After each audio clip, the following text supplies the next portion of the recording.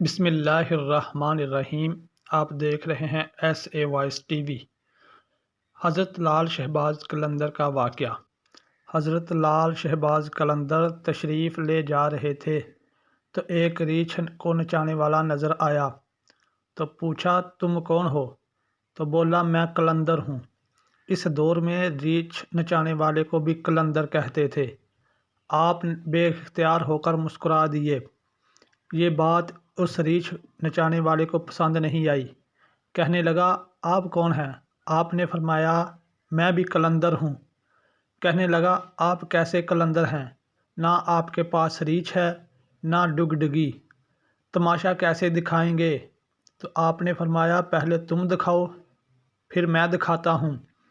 ریچھ والے نے ڈگڈگی بجائی اور ریچھ کھڑا ہو کر ناچنے لگا۔ ریچھ والے نے آپ سے کہا، اب آپ کی باری ہے۔ حضرت لال شہباز قلندر درختوں کی ٹہنیوں پر کھڑے ہو گئے اور ریچھ والے کو فرمایا کہ نیچے سے گزر جاؤ، مگر یاد رکھنا آگے جانا، واپس مت آنا۔ جیسے ہی ریچھ والا نیچے سے گزرا، ماحول ہی بدل گیا۔ نہ وہ سورج کی گرمی، نہ گرد و غبار، جہاں تک نظر دیکھ سکے خوبصورت پہاڑ، سرسبز وادیاں، نہ موسم گرم نہ ٹھنڈا۔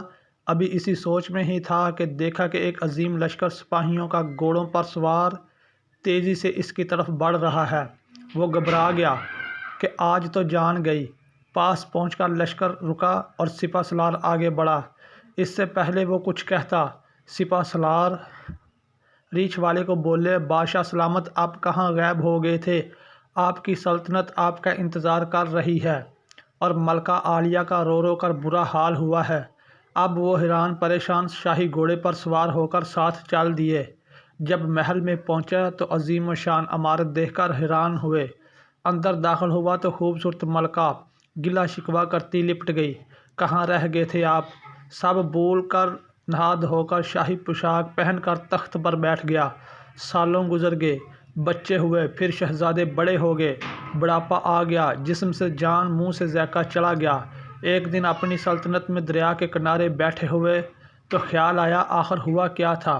اسی جستجو میں وہ وہاں پہنچا جہاں لشکر تھا تو دیکھا وہ درخت ابھی بھی موجود ہے۔ سوچا چلو دیکھتے ہیں، اور درخت کے نیچے سے گزرا۔ ماحول بدل گیا۔ وہی وقت، وہی مقام، سامنے اس کا ریچھ اور ڈگڈگی پڑی ہے، وہی گرمی، وہی گرد و غبار۔ پیچھے دیکھا تو حضرت لال شہباز قلندر کھڑے تھے۔ اس کی حالت غیر ہوگی۔ بولا، جناب، میری سلطنت، میری ملکہ اور میرے شہزادے۔ تو حضرت لال شہباز نے فرمایا، یہ سب تماشا تھا۔